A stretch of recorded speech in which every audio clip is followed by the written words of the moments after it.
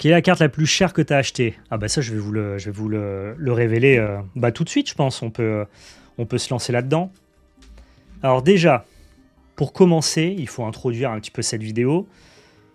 Je vous avais dit que je n'allais pas au Japon spécifiquement pour acheter des cartes. À la base, c'est un voyage que je faisais avec ma compagne pour profiter du Japon et tout ce qu'il avait à offrir, et non pas pour aller chasser les cartes. J'ai quand même pris 2 jours complets, où j'ai essayé de trouver les meilleures opportunités cartes. Alors malheureusement à Tokyo, c'est plus simple quand même d'avoir de belles opportunités quand on s'éloigne. Mais j'ai essayé de trouver des shops et des tarifs intéressants. Et on va rentrer directement dans le vif du sujet. C'est plus l'Eldorado. C'est pas l'Eldorado. Voilà. Si tu vas à Tokyo et que tu crois que tu vas trouver des cartes à prix d'or, que ça soit sur Magic, Pokémon, même en Cardass, moi qui est vraiment ce que je cherchais le plus, c'est pas vrai, c'est plus vrai. Post-Covid, tout ce qui est Pokémon, quand les frontières ont été réouvertes, ça a été rasé. Et quand je vous dis rasé, Tokyo a été pillé. Pareil pour les Cardass. Avant, moi, en 2019, quand j'y étais, il y avait des Cardass un peu à droite à gauche, il y avait plein de shops qui en faisaient. Maintenant, les Cardass, voilà, dans un shop TCG, il n'y a pas de Cardass. Si tu veux de la Cardass, il faut aller dans des shops vintage, d'occasion, donc des book-off ou alors des mandarakes. Tu peux plus trouver de la Cardass comme ça dans n'importe quel shop d'Akihabara. Ça se fait plus. C'est plus trop le cas. Globalement, comme il y a énormément d'étrangers qui sont venus au Japon et que ils se sont fait piller, hein, voilà, genre tout ce qu'ils avaient en vitrine, tout s'est fait acheter par les étrangers. Forcément, ils ont monté tout leur prix. Et donc, le mythe de tu vas au Japon et tu rembourses ton voyage en achetant des cartes en les revendant en Europe, honnêtement, bon courage. Bon courage parce que moi, les prix que j'ai vus, s'il n'y avait pas une conversion yen-euro favorable, ce qui pour le coup m'a quand même un peu carry, si jamais on était sur une conversion yen-euro plutôt classique, je pense qu'il n'y avait quasiment pas de bonne affaire à faire. Quasiment pas. Dans le sens où si pour 1 euro, tu es à 130, 140 yens, comme c'était le cas il y a 5-6 ans, et non pas à 178 yens, pour vous donner un ordre d'idée, avec 1000 yens, tu avais 5,50 €. Alors que moi, quand j'y étais, il y a 6 ans, avec 1000 yens, tu avais équivalent pour 8 euros. Si on n'était pas dans une période où le yen est très faible, globalement, il n'y a pas vraiment de bonnes affaires. Ce qui carie un petit peu le fait d'être au Japon actuellement, c'est pas les prix du Japon, parce que relatif au pouvoir d'achat des Japonais, c'est très élevé. C'est en tout cas la puissance de leur monnaie, pardon. Mais voilà, comme le yen est quand même vachement bas par rapport à l'euro, tu peux quand même, entre guillemets, trouver de bonnes affaires. Mais voilà, il n'y a pas de... Il y a pas de choses exceptionnelles. Tu rentres pas dans une boutique à Akihabara en voyant que des prix qui sont 50%, 100% moins chers que ce que tu as en France. C'est pas vrai, c'est plus vrai. C'eût été le cas et c'est plus le cas. Donc, j'ai fait quand même le petit tour, le grand tour, hein, à Akihabara. J'ai visité pas mal de shops, Nakano Broadway, qui est un endroit un petit peu... c'est plus confidentiel, mais ça reste très connu, hein, évidemment, et on peut trouver de belles cartes vintage et compagnie. J'ai eu la chance, en plus, d'être accompagné par Christophe, que je salue au passage, qui a un site, notamment, qui s'appelle Anime Decorp, et qui vend des cartes, notamment des cartes du Japon, et il les envoie en France, et qui m'a fait un peu le tour des shops à Akihabara, à Nakano et compagnie. Et c'est dur. Enfin, franchement, ça a été dur de trouver des bonnes affaires, ça a été dur de trouver des bonnes cartes au bon prix. C'est plus vraiment ce que c'était. Oula, et mon chat qui fait n'importe quoi. Maintenant, voilà, comme je vous l'ai dit, on a quand même un euro qui est quand même assez favorable avec le yen, donc j'en ai quand même profité pour faire quelques achats. Et il y a quand même un attrait qu'on n'a pas en Europe, c'est que la disponibilité est quand même assez large, en tout cas pour certains types de cartes, et surtout quand tu vas dans des shops comme ça, à la différence d'acheter sur Internet, ce qui est notre mode de consommation, à part si tu es parisien et que tu as plein de boutiques autour de chez toi qui font de la carte à l'unité, mais c'est pas trop le cas pour nous en province. Nous, on achète tout sur Internet, et donc forcément, quand tu fais de la collection en plus, les états, c'est toujours hyper fluctuant et difficile à estimer. Là, tu vas dans un mandarake, la carte, elle est sous tes yeux, tu demandes au vendeur de la checker, il ouvre la vitrine, il te sort la carte, tu dis ok, c'est bon, c'est pas bon.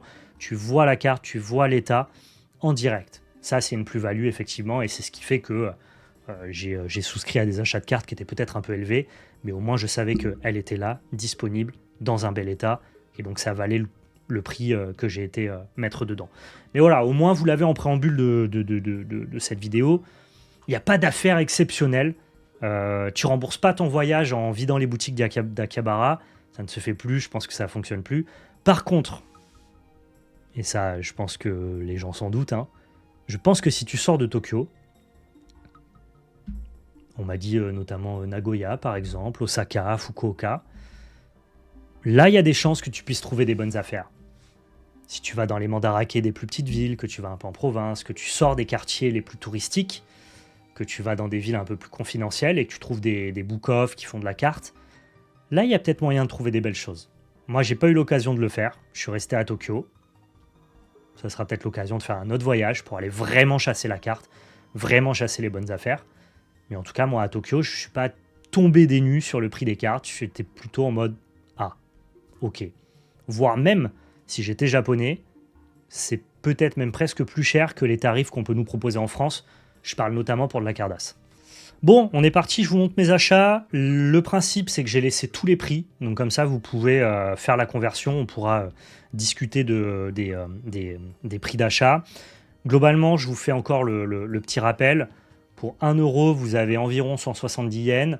Du coup, pour 1000 yens, ça vous fait à peu près l'équivalent de 5,50 €. Donc comme ça, quand vous allez voir le prix en yens sur les cartes que j'ai laissé afficher, et bien dans ce cas-là, vous allez pouvoir avoir la conversion en euros pour vous faire un ordre d'idée de ce que ça m'a coûté.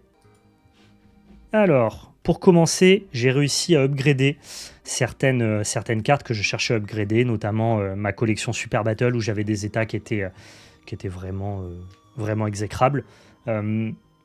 L'avantage du Japon, comme je l'ai dit, c'est pas tellement les prix maintenant. Au-delà de la conversion monétaire, c'est surtout les états.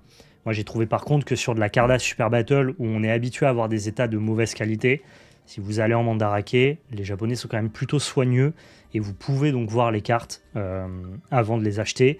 Et franchement, j'ai vu beaucoup de très bons états. Et vous allez voir, la plupart des cartes que j'ai achetées sont toutes des cartes en très très bon état, qui ne sont pas toujours facilement trouvables en France. Donc là, typiquement, on est à 2200 yens. Si vous avez toujours le calcul que je vous ai donné en tête de 1000 yens égale 5,50 €, bon bah là, vous savez que globalement, cette carte-là, elle m'a coûté 12-13 €. Voilà. Comment ça s'est passé à la douane? Tu as dû payer la TVA? Pas du tout. En gros, tu as ce qu'on appelle le tax-free. Tu donnes ton passeport. Et si les shops te proposent tax-free, ce n'est pas le cas de tous les shops, mais les mandarake le font. Donc là, pour le coup, j'avais toujours entre 8 et 10% de remise sur le prix que vous voyez là. Donc, en gros, c'est 2200 € moins le tax-free, donc 2200 yens, pardon, moins le tax-free. Donc, je sais pas, ça doit revenir à 2050 yens. Et avec la conversion euro, bah, en fait, j'ai dû la payer 11 ou 12 € la carte. Et en fait, tout ça, après, eux, ils le scannent et je ne sais plus quel montant tu as le droit de déduire en tax-free. Mais globalement, moi, ils n'ont même pas regardé. Bon, je pense que j'ai pas du tout dépassé le montant de toute façon. Et ils n'ont pas... Et ils n'ont pas du tout regardé à la douane au moment de partir. J'imagine qu'il doit y avoir du contrôle aléatoire et qu'ils doivent checker, entre guillemets, ton petit code barre de tax-free, parce qu'en fait, à chaque fois que tu achètes dans un shop, eux, ils rentrent tes données, tes informations. Je pense que ça remonte à l'État et que quand eux, ils checkent, ils voient, entre guillemets, combien tu as dédouané de TVA, je sais pas comment on le dit. Et si tu dépasses pas les seuils, bah, je pense qu'ils te laissent passer et c'est cool, quoi. En tout cas, voilà, j'ai pas eu plus de problèmes que ça. Je me suis même pas posé la question. Juste, j'ai acheté mes cartes. J'ai fait le tax-free quand je pouvais. Je l'ai pas fait quand c'était pas autorisé. Et à l'avion, on m'a rien demandé. Voilà. Est-ce que je vais revendre celles qui sont en moins bon état? Oui, je ferai peut-être un live Vogue dédié vraiment aux Cardass. Et je vais effectivement revendre tous les états que j'ai pas upgradés. Donc voilà, première petite Cardass. Vous allez voir, tous les prix sont restés dessus. Ici, on a la petite sœur à 2700 yens. Petite voie aval. Ouais, bah, je suis un peu décalé. Je me suis réveillé à 2 h du mat. Donc là, pour moi, il est... Si tu rajoutes 5 ou 6 heures de plus, il est genre 23 heures, je pense, pour moi, à peu près, en termes de ressenti interne. Parce que je suis arrivé dans la nuit de mardi à mercredi. Donc en fait, je suis arrivé depuis un jour et demi. Je suis encore un peu décalé. Donc, hop, 2700 yens, ça doit faire environ 15 €. Ici, on a la double prisme Cell que j'avais en très mauvais état. Et qui est vraiment... Alors, elle est bent, hein, mais ça, on s'en fout. Elle est vraiment très, très bien. Pas du tout décollée, complètement une pilde. 5400 yens, ça doit faire quoi? 30 €? 30 euros, 28 euros peut-être. Donc ouais, très bon achat, j'étais plutôt content. Ici, on a une phase B que j'avais en très mauvais état pour 3100 yens. Ça, pour le coup, les cartes comme ça à faible valeur, on va dire entre 10 et 30 euros, qu'importe le prix, j'ai upgradé. C'est-à-dire qu'en gros, si elle était disponible, je la prenais. Dès que ça dépassait les 4-5 000 yens, là, je regardais, entre guillemets, si ça rentrait dans mon budget ou pas. Ici, on a une magnifique petite Gohan en tenue de Kaio, double prisme, prisme hard. Cette carte, je l'ai déjà. Je l'ai déjà dans un très bon état. Mais la face B, donc la carte qui est sous cette carte-là, je l'ai dans un mauvais état. Donc en fait, en gros, comme j'ai pas trouvé la face B, j'ai acheté la face complète et on va malheureusement la décoller. C'est un truc que les gens kiffent pas trop, je comprends. Mais quand tu trouves pas la face B, tu es obligé d'acheter la carte complète et la décoller. Ok, ici on a, ça c'est une carte que je cherche depuis longtemps, c'est pas un upgrade, c'est une carte que j'avais pas. Donc quand je dis que j'étais full Super Battle, c'était qu'à 98% vrai, parce qu'il me manquait quelques faces B, notamment. En fait, j'étais full Super Battle en face A, c'est-à-dire en carte complète. Et il me manquait certaines faces B, notamment cette carte-là, parce que la plupart du temps, cette carte-là, on la trouve en complète, mais on la trouve pas en décollé. Et là, il se trouve qu'il la vendait, donc 9 000 yens, c'est quand même un petit budget, hein, c'est un bon 50-55 euros. Globalement, en France, ça c'est une bonne affaire. En France, en décollé, face B, vous la payez pas moins de 70-80 euros. Donc pour le coup, c'est une belle affaire. Elle est dans un bel état et elle était vendue avec la face avant décollée. Complètement sunfed d'ailleurs. Donc moi, j'en ferai rien. Hein, ça sert à rien d'avoir une face comme ça. Il y a des gens quand même qui les collectionnent ou qui viennent les compléter à moindre coût avec des faces avant comme ça en recollant dessus. Moi, je le fais pas. Globalement, je l'ai surtout acheté pour la face B parce que c'est plutôt rare. Donc voilà, une soixantaine d'euros pour cette carte-là. Peut-être un peu moins, hein, peut-être 55. Même un peu moins encore, hein, 9 000 yens. Ouais, ça doit être même plutôt 50 euros tout court. Donc ça, ouais, ça c'est la belle trouvaille. Et pas évident à trouver. Hein. Vraiment, je vous le dis, la plupart du temps, vous les trouvez comme ça. Et là, ça chiffre beaucoup plus.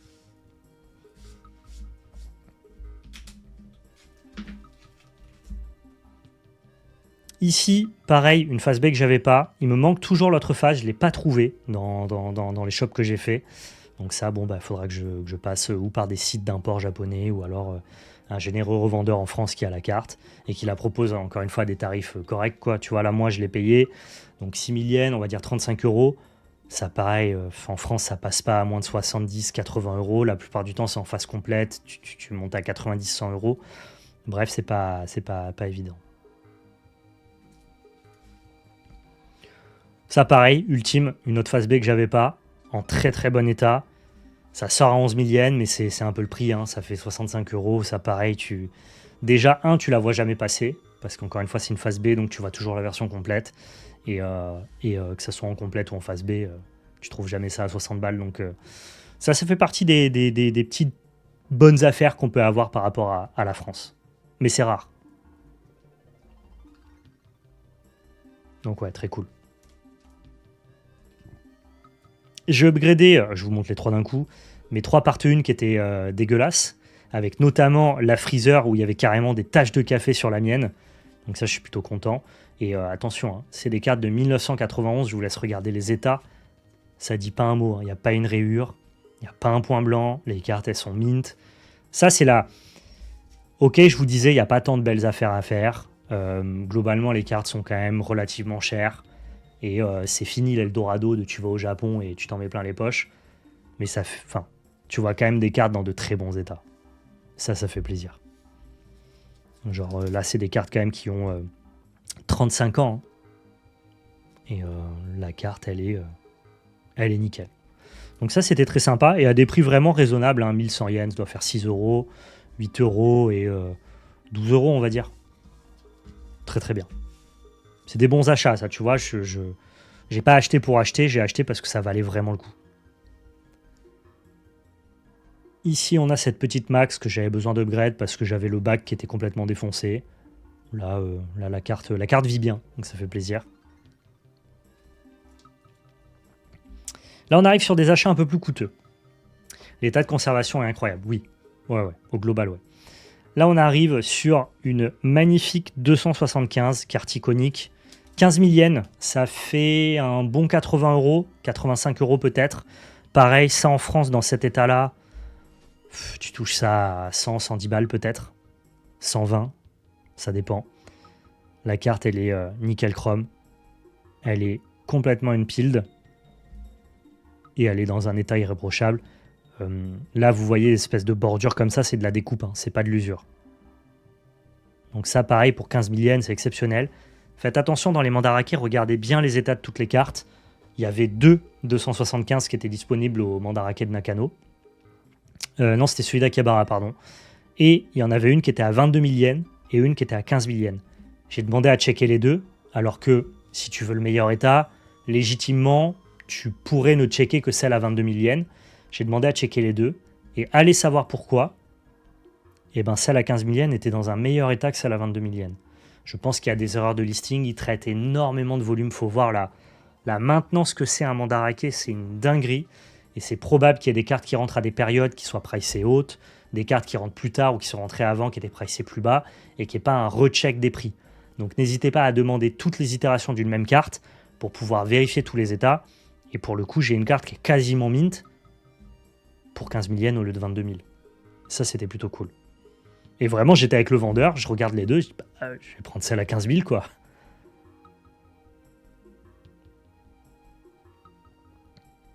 Elle est nickel. Et la mienne était vraiment mangée, donc je suis très content. Ça, c'est un très bel achat aussi. Mais pour le coup, ça vaut plus 22 000 yens que 15 000 yens. Je pense que juste elle est mal pricée, cette carte. Ou alors il y a un damage, mais que je trouve pas. En fait, je ne le vois pas, le damage. À l'œil nu, en tout cas, il est indiscernable. Là, on arrive sur le plus gros achat. C'est mon plus gros achat carte du Japon. C'est le plus gros craquage. C'est un craquage que j'ai fait donc avec Christophe de Anime Décor. Si jamais vous cherchez de la cardasse Made in Japan, allez sur son site. Lui, vraiment, il propose une gamme très très large. Et j'étais avec lui, il m'a dit franchement, l'état de la carte, elle est nickel. C'est-à-dire, si tu cherches cette carte-là, au prix où il te la propose, dans l'état où elle est, fonce. Et j'ai foncé. J'ai enfin une Super Battle 25 part 1. Elle n'est pas full color, mais elle n'est pas totalement décolorisée. Pour 59 000 yens, ça fait 340 euros, on va dire. Il y a la taxe free qui fait que je dois gagner 10% sur le prix.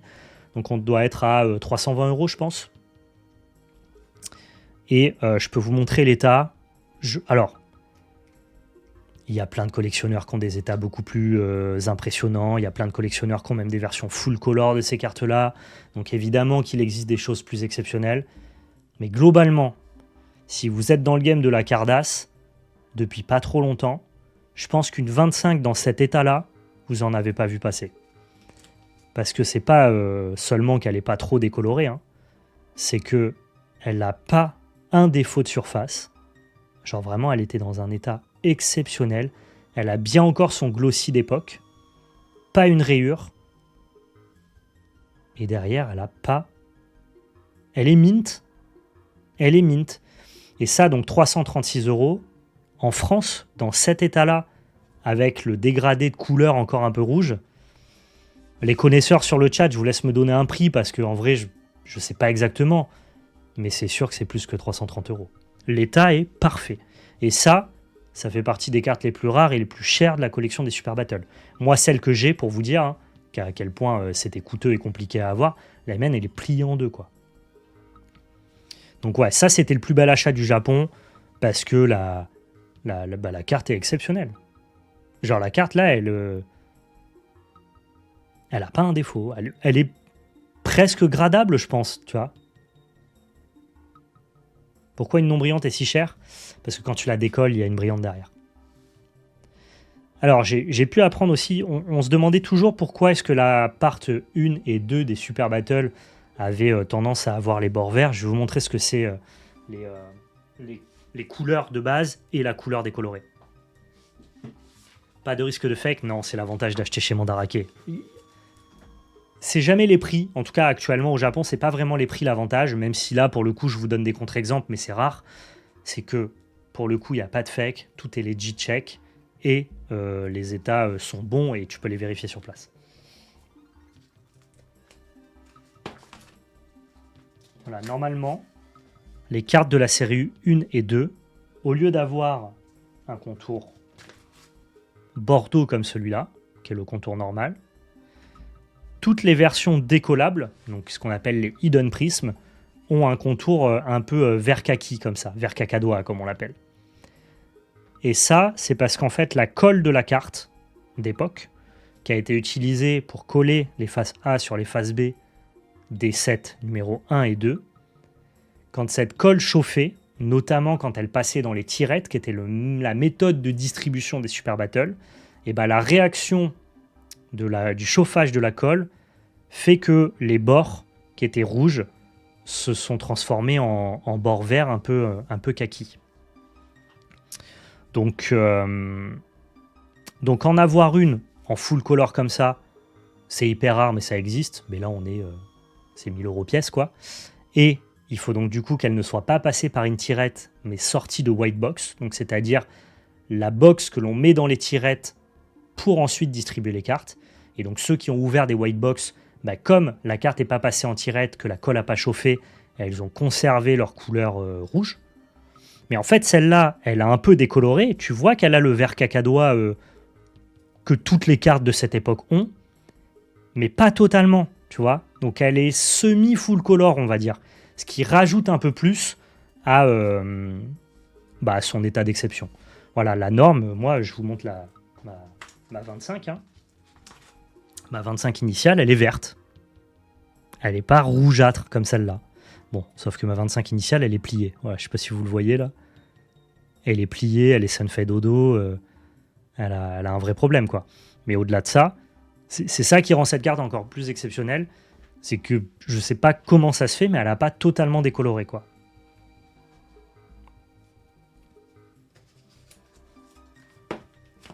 Elle n'est jamais brillante, la 25.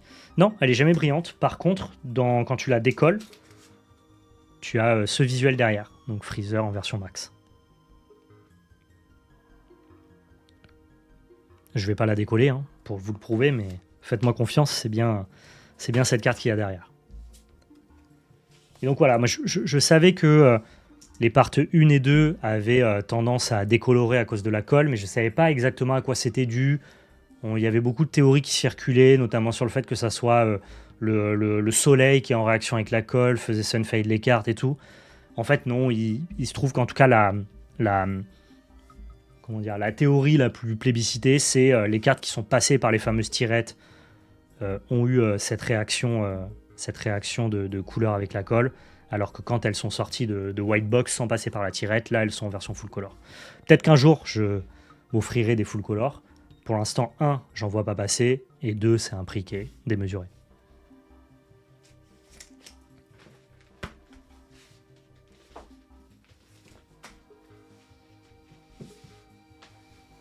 Mais du coup, pour avoir la collection, il faut forcément acheter en x2 pour avoir A et B. Oui, c'est la difficulté de compléter les sets de Cardass, effectivement.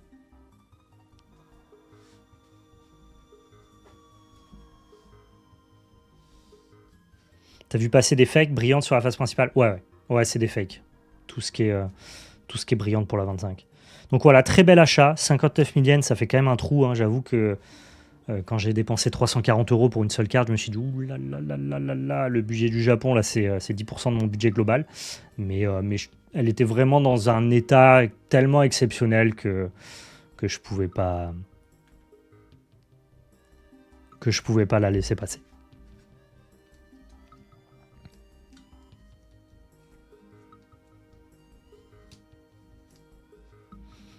Après, tout le monde ne fait pas le double. Hein.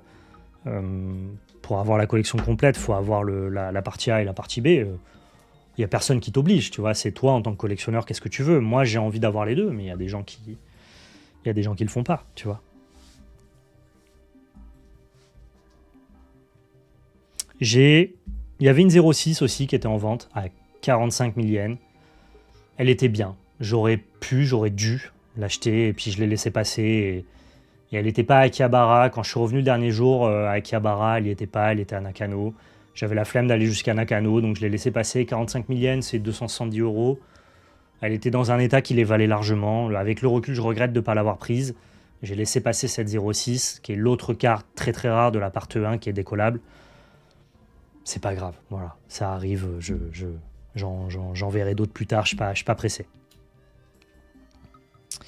Ensuite, j'ai acheté du Yu Yu Hakusho, parce que voilà, je suis fan de Super Battle, et la gamme Super Battle, on fait plusieurs licences, il n'y a pas que les Dragon Ball qui ont cette frame-là.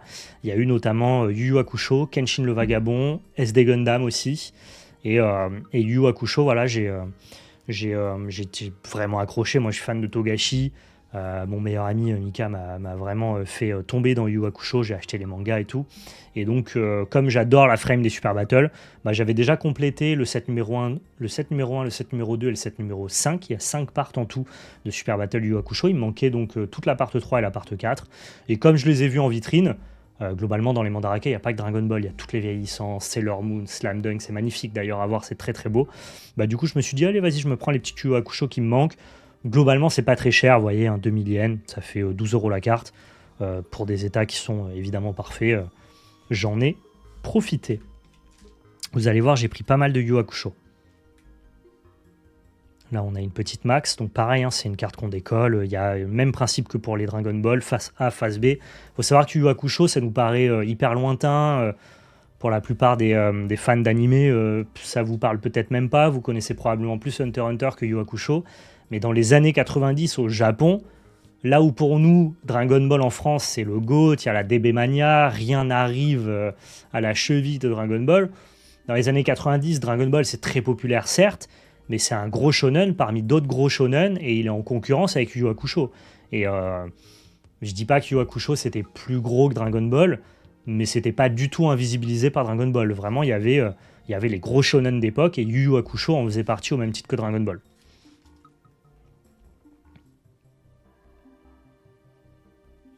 Donc voilà, je vous montre les petits Yu Yu Hakusho. J'adore, hein, très vintage. Le design des personnages, notamment de Yosuke, comme ça, incroyable. Ici, on a une double prisme magnifique dans un état parfait. 2200 yens, c'est 14 €. Franchement, 14 € pour des cartes comme ça, moi, ça me régale. Faut être fan de vintage, faut être fan de Yu Yu Hakusho, mais vraiment, elle est belle, cette carte. Elle est belle, elle est dans un bel état. C'est une double prisme. Les états sont bons, ça fait plaisir.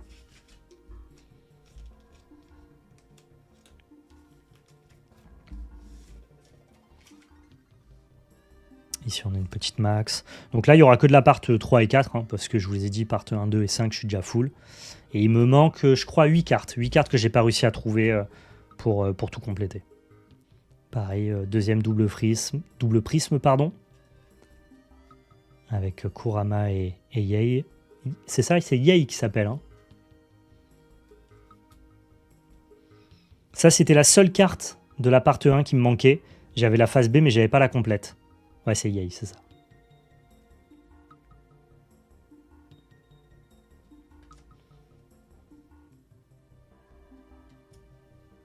Très joli. Kuwabara ici, avec son épée.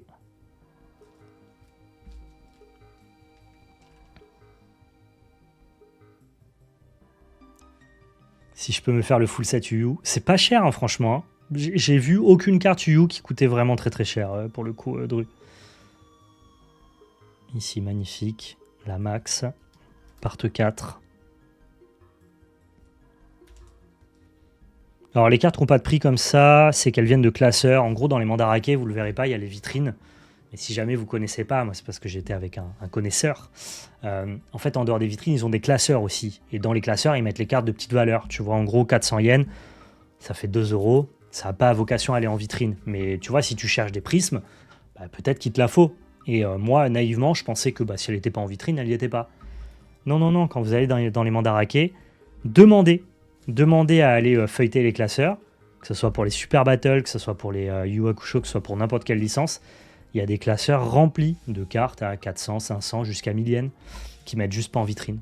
Donc ça, il faut le savoir. Si tu le sais pas, tu passes à côté de certaines cartes. Autre chose que j'ai acheté, des Jumbo. Je ne sais pas si vous connaissez. Les Jumbo, c'est des cartes géantes. Franchement, c'était proposé à un prix que je trouve vraiment très peu cher. Celle-là, elle était à 1500 yens. Bon, alors, la petite surprise sur cette carte-là, c'est pas cette face-là. Hein. La petite surprise, c'est celle-là, parce qu'on est sur une Jumbo Foil, Art Prism. 1500 yens, c'est 8 euros. J'ai vu ça dans la vitrine. Je prends. Instantanément, évidemment. Genre ça, c'est de la décoration à moindre prix, quoi.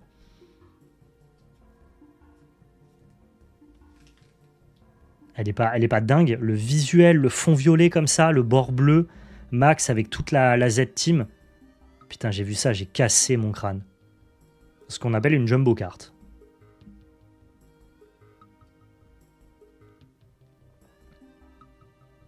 Exceptionnel. J'en ai acheté une autre qui, elle, n'est pas brillante. Donc sur le film Bio Broly. Bon, elle était à côté, elle était à 800 yens. Je me dis, ah vas-y, pour 5 euros, je la prends aussi, quoi. Ça fera pareil, ce sera du beau décor. Je vais me faire vraiment un décor un peu Cardass, un peu cool. C'est joli, mais c'est lent. Ah ouais, bah c'est de la... Je vous le mets à côté de ma tête. C'est de la grosse carte, quoi. C'est de la jumbo. Mais c'est trop beau. C'est trop beau, ça fera de la déco, en fait. Autre petite carte, donc j'ai déjà mis en case. C'est une Yu Yu Hakusho que j'ai déjà. Alors je crois que je l'ai payé 1100 yens. Mais c'est pour offrir à mon pote Mika qui m'a mis dans Yu Yu Hakusho. Donc voilà, je voulais lui ramener un petit souvenir du Japon, une jolie petite Max. C'est la Max numéro 1, c'est la première carte de la série Yu Yu Hakusho avec toute la team. Je la trouve très cool et ça lui fera un petit souvenir, tu vois, un peu plus sympa que lui ramener un porte-clés. Je me suis dit que je lui ramènerai une petite Max Yu Yu Hakusho, ça va être cool. Pour les cartes, c'est fini. J'ai quand même un dernier petit item à vous montrer, pareil, qui était vendu en mandarake. C'est pas moi qui l'ai acheté, c'est Christophe avec qui j'ai été faire les boutiques qui me l'a offert. Donc merci énormément à lui. Très très cool. Très sympathique. C'est un poster, mais pas n'importe quel poster. C'est un poster officiel d'époque Cardass. Donc là, pour le coup, on va passer en full... Ça, pareil, ça va être de la déco de fou. Je vais mettre ça en carte, ça va être exceptionnel. Bien vintage comme on aime. Je vais vous le déplier, vous allez voir, c'est vraiment les posters, comment on appelle, promotionnels d'époque. Et donc quand tu es fan comme moi de l'univers des Cardass, ça n'a pas de prix, quoi. Donc voilà, Dragon Ball Z avec toutes les Cardass. Et derrière, il y en a un autre, hop là, avec les différentes parts.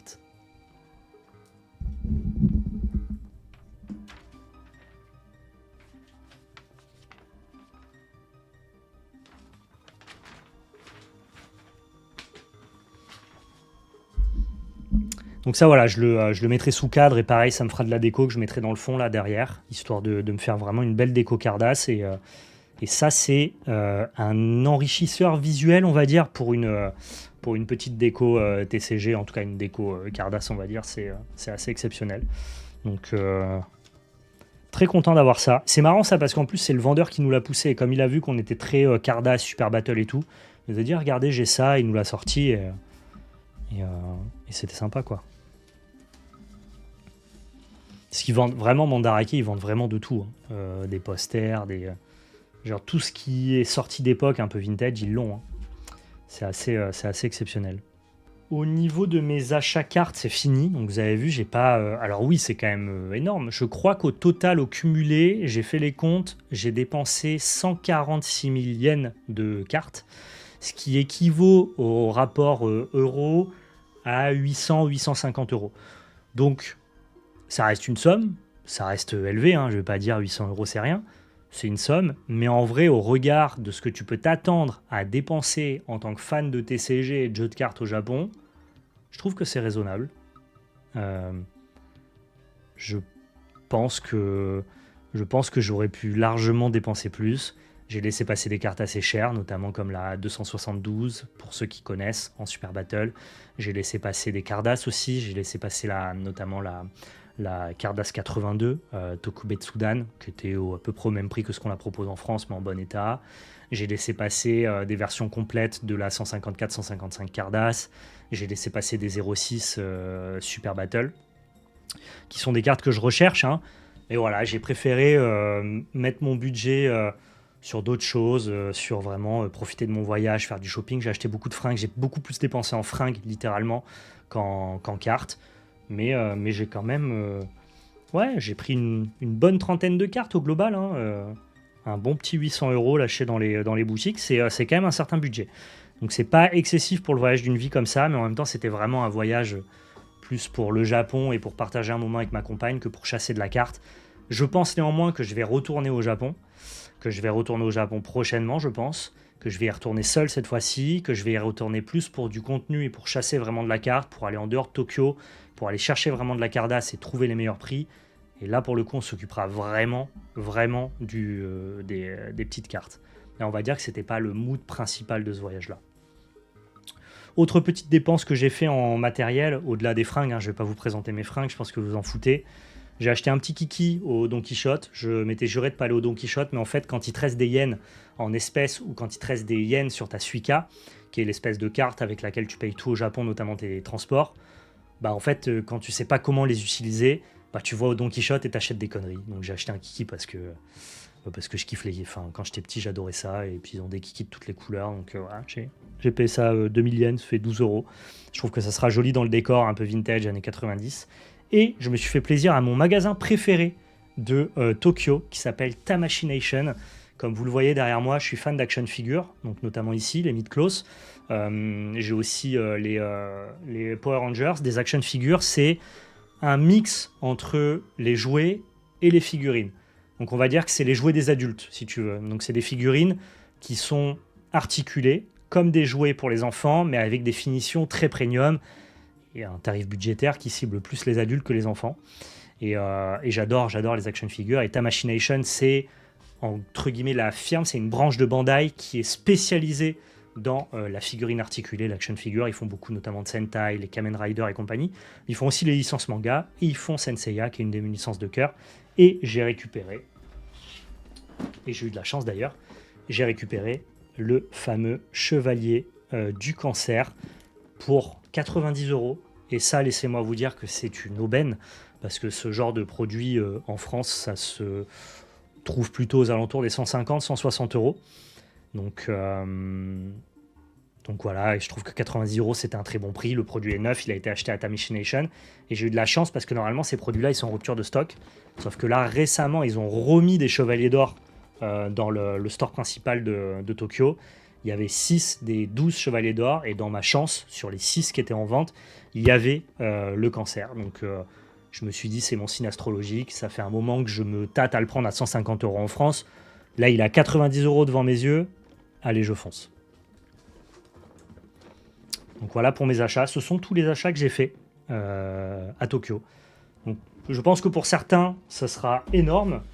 Et pour d'autres qui s'attendaient peut-être à ce que je pète mon crâne et que je vous montre des milliers d'euros de cartes, je pense que pour d'autres, ça sera probablement assez peu. Mais en tout cas, ouais, de mon point de vue, c'était déjà pas mal. Et je suis très content. En tout cas, à minima, tout ce que j'ai acheté, j'en suis heureux. J'en suis content. Je regrette aucun achat. Voire même au contraire, je regrette de ne pas avoir fait certains achats. Donc voilà, c'est tout pour mes achats du Japon. Au moins, vous avez eu, entre guillemets, les spots dans lesquels j'ai été chercher mes cartes et les prix. Je pense que ça peut être intéressant à titre indicatif pour ceux qui vont se rendre au Japon prochainement. Mais voilà, si je peux vous donner un conseil, c'est n'achetez pas pour acheter parce que vous êtes au Japon. Il y a des prix qui clairement valent pas le coup, surtout quand vous êtes à Akihabara, dans des endroits très touristiques et très fréquentés par des étrangers. C'est vraiment des prix qui sont mis à jour pour les étrangers. À Akihabara, ça peut vous sembler fou ce que je vais vous dire, mais une personne sur deux n'est pas japonaise. Donc la plus grande partie des clients d'Akihabara ne sont pas japonais. Et donc ils savent très bien que les budgets qui viennent acheter à Akihabara ne sont pas des japonais et ils mettent les prix en conséquence. Donc n'achetez pas pour acheter spécialement. N'hésitez pas à aller dans des petites boutiques, à vous excentrer un petit peu des centres les plus touristiques. Et si vous avez la possibilité d'aller en dehors de Tokyo, allez en dehors de Tokyo. C'est là où vous ferez des affaires. Là, moi, globalement, là, j'ai fait quelques affaires parce que Carddass Yu Yu Hakusho, ça n'a pas de hype. Les gens s'en foutent. Donc, forcément, ça coûte moins cher qu'en France où il n'y a que des collectionneurs de niche. Et donc, forcément, ils accordent tous une certaine importance à leurs cartes. Et donc, chaque carte a une valeur un peu supérieure à celle que j'ai pu trouver au Japon. Et encore une fois, avec la conversion, c'était OK. Pour les Super Battles, j'ai fait quelques bonnes affaires. Je vous les ai présentées. Mais c'est rare. Voilà.